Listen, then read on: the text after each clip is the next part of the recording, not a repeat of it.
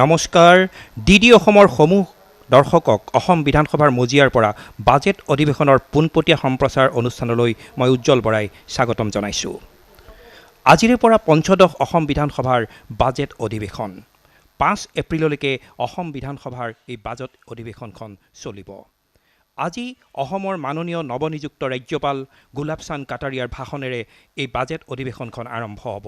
আমি দেখা পাইছোঁ তেখেত গুলাব চান্দ কাটাৰিয়া আহি উপস্থিত হৈছে, ৰাজ্যপালক আদৰি আনিছে অসম বিধানসভাৰ অধ্যক্ষ আৰু লগতে মুখ্যমন্ত্ৰী ডক্টৰ হিমন্ত বিশ্ব শৰ্মাই।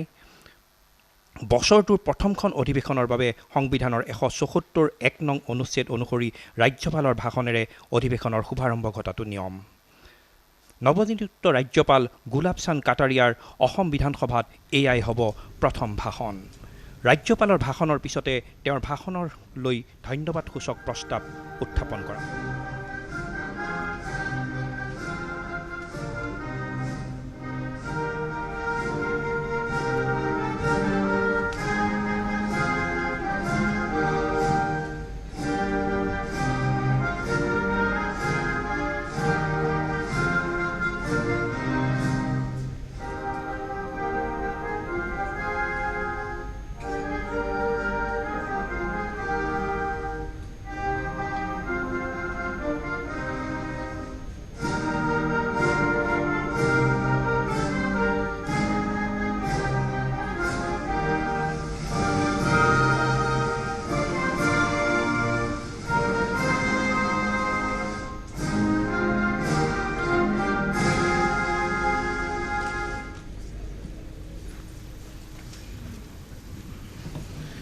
অধ্যক্ষই বাজেট অধিৱেশন 2023-ৰ বাবে বিজনেছ এডভাইজৰী কমিটিৰ প্ৰতিবেদন দাখিল কৰিব।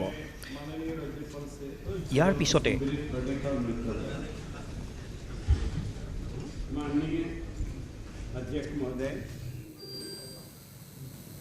आदरणीय मुख्यमंत्री, मंत्रिमंडल के सभी सदस्यगण और इस विधानसभा के सभी भाइयों और बहनों,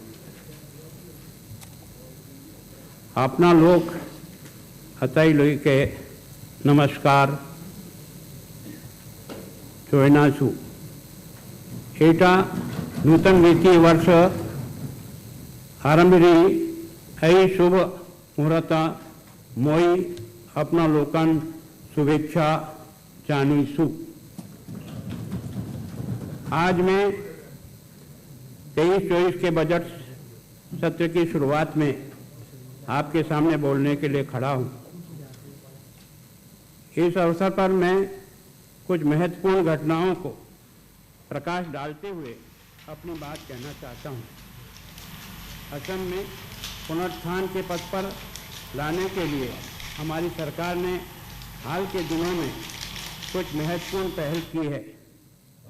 मेरी सरकार ने राज्य की जनता के आशीर्वाद और माननीय प्रधानमंत्री श्री नरेंद्र मोदी के मार्गदर्शन में अभूतपूर्व शांति, प्रगति और विकास की नई यात्रा का एक नई पटकथा लिखी है।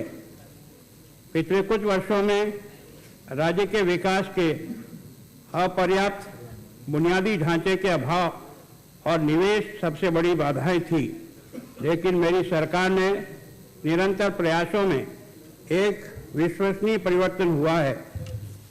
राज्य के लोगों ने एक नया विश्वास, उम्मीद और ऊर्जा पैदा हुई है, जिससे राज्य के विकास में नई यात्रा प्रारंभ हुई है।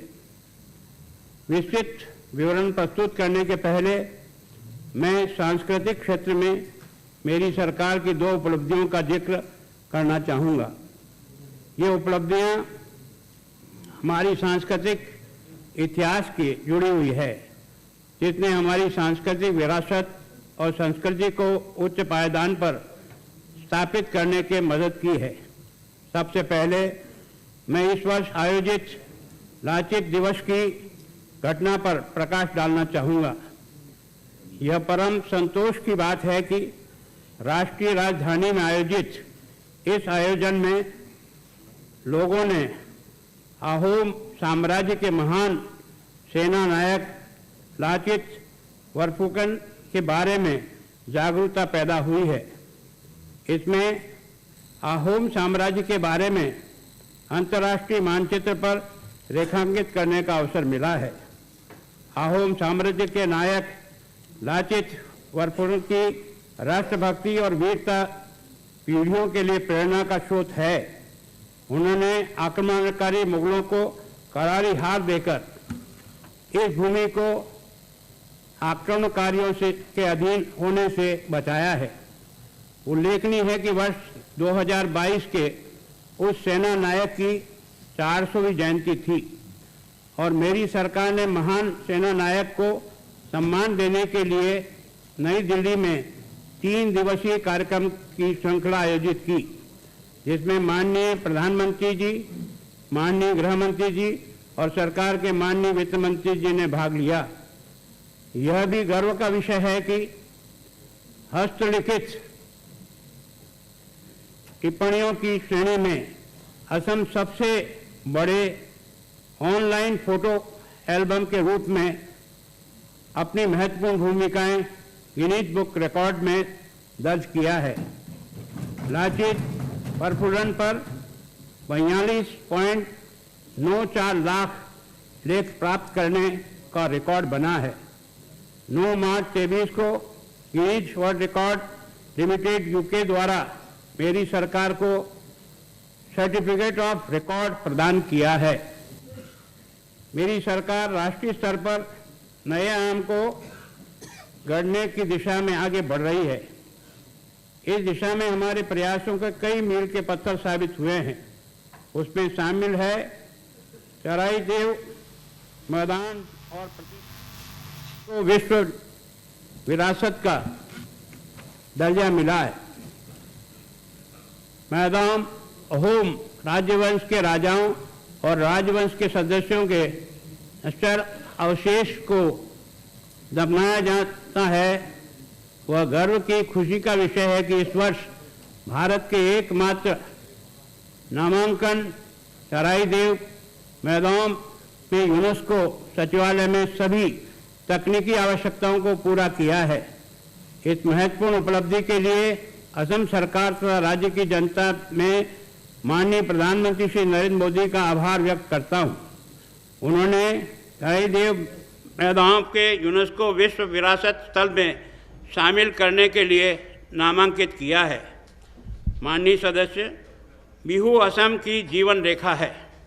असम में गौरव बिहू की वैश्विक परिदृश्य में से जाने के लिए गिनीज वर्ल्ड रिकॉर्ड में दर्ज कराने के लिए 14 अप्रैल को सरोजनाई स्पोर्ट्स कॉम्प्लेक्स में 10,000 से भी अधिक कलाकार भाग लेंगे। माननीय प्रधानमंत्री जी इस भव्य आयोजन में साक्षी बनने की सहमति दे चुके हैं। इस वर्ष राज्य की अर्थव्यवस्था में हर क्षेत्र में भी कनेक्टिविटी, इंफ्रास्ट्रक्चर सहित कई महत्वपूर्ण कदम उठाए हैं। वित्तीय वर्ष 21-22 में असम ने पहली बार 1 लाख करोड़ बजट व्यय को पार किया है। वित्तीय वर्ष 22-23 में कुल बजट के संकेतित निधि कंसोलिडेटेड फंड हेतु 1,27,793 रुपये का बजट का प्रावधान किया गया। फरवरी 2023 तक 1,03,000 करोड़ व्यय किया है, जो यह दर्शाता है कि मेरी सरकार ने वित्तीय वर्ष समाप्त होने के पहले ही 1 लाख करोड़ रुपया व्यय करने के आंकड़े को पार कर लिया है। इसे आगे बढ़ाते हुए मेरी सरकार की कुल बजट लगभग 1,20,000 खर्च जो राज्य के विकास को दर्शाती है। 2021-22 में राज्य के पूंजीगत व्यय कैपिटल एक्सपेंडिचर में 150% से अधिक की वृद्धि हुई है। वित्तीय वर्ष 17-18 में 20,000 करोड़ रुपया जो बढ़ करके 21 में 7,946 करोड़ हुई है।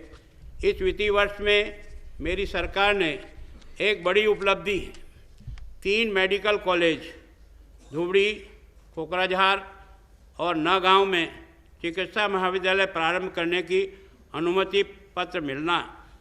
इसमें MBBS की 300 सीटों की संख्या की वृद्धि हो गई है, जबकि जल्द ही चौथा चिकित्सा महाविद्यालय नलवाड़ी में भी आने की उम्मीद है। इससे राज्य में MBBS की 1500 सीटें तक बढ़ जाएगी।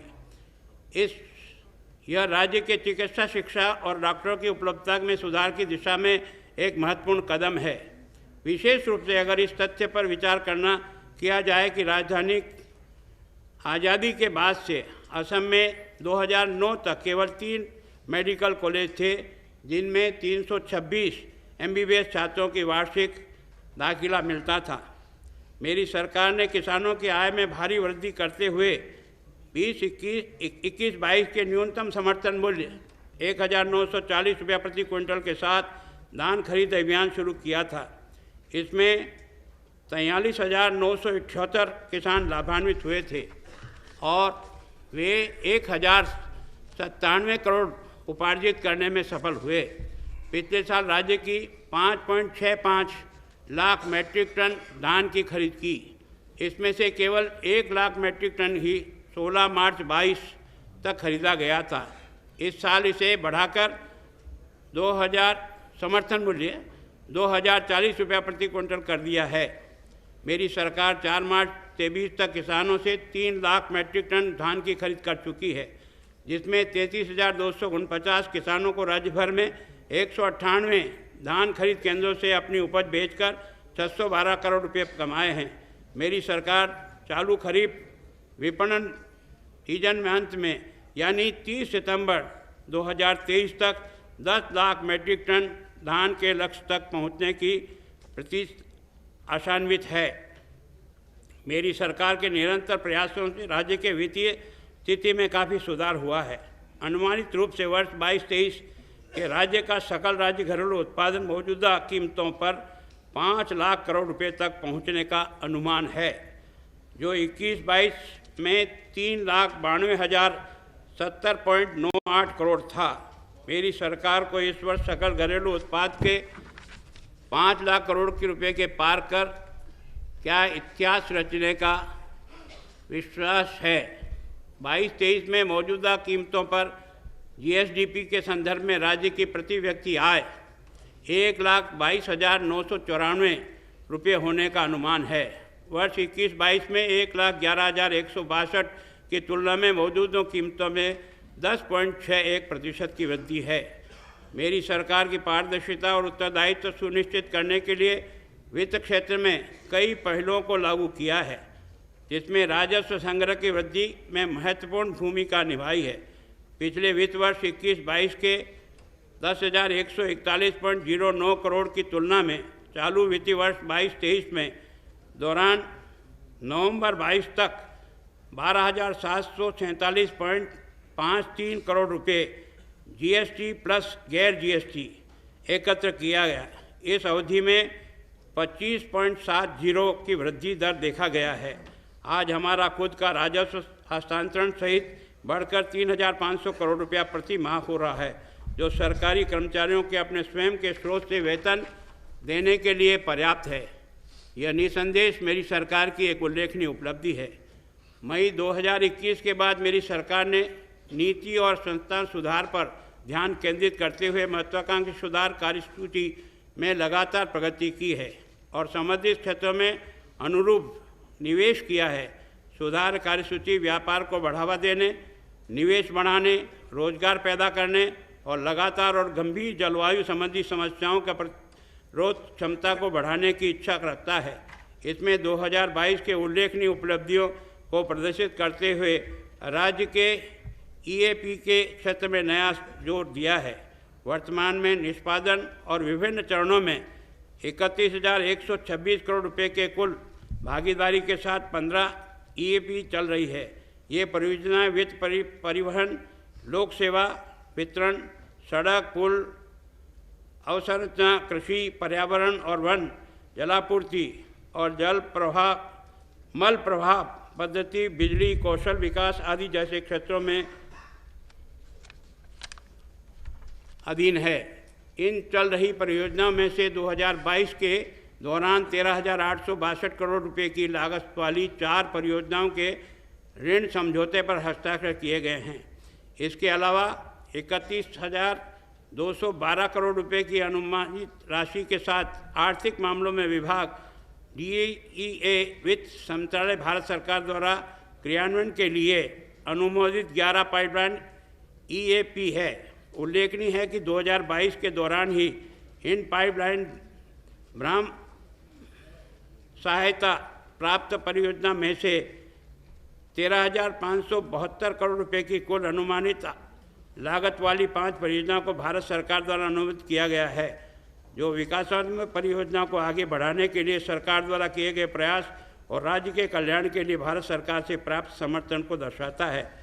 कुछ साल पहले तक राज्य में हिंसा, उग्रवाद आम बात थी, लेकिन माननीय प्रधानमंत्री नरेंद्र मोदी के नेतृत्व में केंद्र सरकार के निरंतर प्रयास असम और पूर्वोत्तर स्थायी शांति लाने के लिए आज सभी प्रमुख विद्रोही समूह ने हथियार डाल दिए या बातचीत में शामिल हो गए।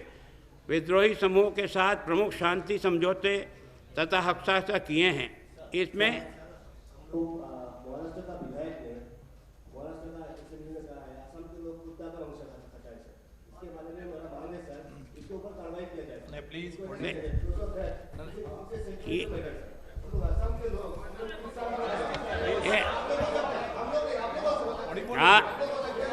ऐसा है कि मैं ये आपके डिस्कशन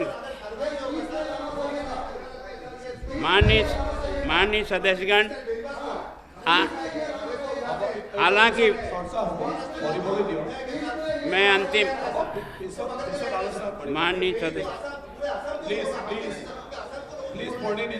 प्लीज मैं आप इसको, हालांकि मैं लास्ट पैरा पढ़ रहा हूँ। हालांकि विकास की गति को जारी रखने के लिए तथा विकास के साक्ष्य को पूरा करने के लिए सरकार को पूरी प्रतिबद्धता के साथ खुद को समर्पित करने की जरूरत है। असम के लोगों को एकजुट होकर चुनौतियों का सामना, बाधाओं को दूर करने की जरूरत है। मुझे विश्वास है कि इस प्रतिष्ठान सदन में माननीय सदस्य भी अनुकरणीय नेतृत्व का परिचय देंगे और लोगों को राज्य के विकास के उद्देश्य का काम करने के लिए प्रेरित करेंगे। माननीय सदस्यगण, मेरी सरकार हमारे सबके प्रिय प्रधानमंत्री द्वारा उत्तर पूर्व के विकास के लिए इंजन के में बदलने के संकल्प से प्रेरित है। हम पिछले 1 साल से उनके उम्मीदों पर खरा उतरने की कोशिश करते आ रहे हैं। हमारी सरकार ने राज्य पूरी क्षमता के उजागर करने के उद्देश्य से कई उपाय किए हैं। मैंने अपनी सरकार की नीतियों, कार्यक्रमों और उपलब्धियों को रेखांकित किया है। मेरी सरकार असम के लोगों के लिए सभी वादों को पूरा करने के लिए प्रतिबद्ध है। पूर्व में उल्लेखित नीतियों और कार्यक्रमों की झलक से पता चलता है कि मेरी सरकार अगले 3 वर्षों में किस दिशा में आगे बढ़ेगी। मैं इस सम्मानीय सदन में समर्थन और राज्य की सर्वांगीण विकास और असम की सभी वर्गों को लोगों के साथ लाभ के लिए एक साथ काम करने का अनुरोध करता हूं। जय हिंद।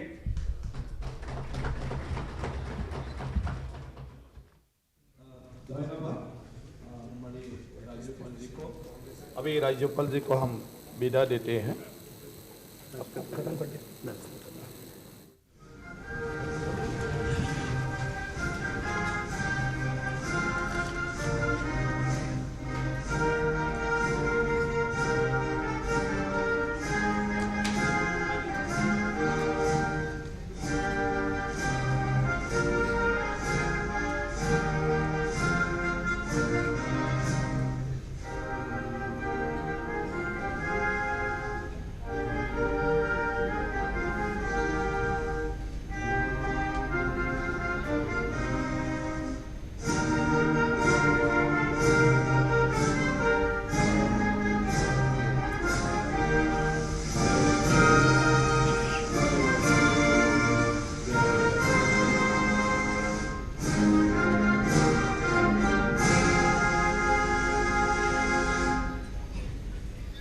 ৰাজ্যপালৰ ভাষণ সমাপ্ত হৈছে। আমি দেখা পাইছোঁ ৰাষ্ট্ৰীয় সংগীতেৰে ৰাজ্যপালৰ ভাষণ সমাপ্ত হৈছে আৰু তেখেতে এতিয়া সদন কক্ষ ত্যাগ কৰিব। এতিয়া এই ৰাজ্যপালে যি ভাষণ প্ৰদান কৰিলে সেই ভাষণত আমি এটা কথা দেখা পাইছোঁ যে তেওঁ এটা কথাত গুৰুত্ব আৰোপ কৰিছে যে সৰ্বস্তৰৰ বিকাশ সাধনত এই চৰকাৰে গুৰুত্ব দিয়াৰ কথা উল্লেখ কৰিছে। লগতে শেহতীয়াকৈ গিনিজ বুকত অসমৰ স্থান লাভ longest online photo album of hand written notes কেটেগৰীত যি গিনিজ বুকত অসমে স্থান লাভ কৰিছে সেই কথা তেওঁ উল্লেখ কৰিছে। 14 এপ্ৰিলত বিহুৰ অনুষ্ঠানৰ কথা উল্লেখ কৰিছে, কানেক্টিভিটিৰ কথা উল্লেখ কৰিছে আৰু অসমৰ বাবে কেন্দ্ৰীয় বাজেটত পুঁজি আবণ্টন বৃদ্ধি কৰাৰ কথা উল্লেখ কৰিছে। 3খন নতুন মেডিকেল কলেজৰ কথা ঘোষণা কৰিছে, ধুবুৰী, কোকৰাঝাৰ আৰু নগাঁও, আৰু লগতে নলবাৰীতো এখন চতুৰ্থ যি মেডিকেল কলেজ স্থাপনৰ কথা আনিছে। কৃষকৰ বাবে ধান ক্ৰয়ৰ ক্ষেত্ৰত চৰকাৰৰ ন্যূনতম ক্ৰয় মূল্যৰ হ্ৰাসৰ কথা উল্লেখ কৰিছে। তেনেকৈ বিভিন্ন ধৰণৰ পদক্ষেপ ঘোষণা কৰিছে। আৰু ৰাজ্যপালৰ ভাষণৰ পৰা আমি বৰ্তমান যাব খুজিছোঁ আমাৰ ষ্টুডিঅ'ৰ মজিয়ালৈ।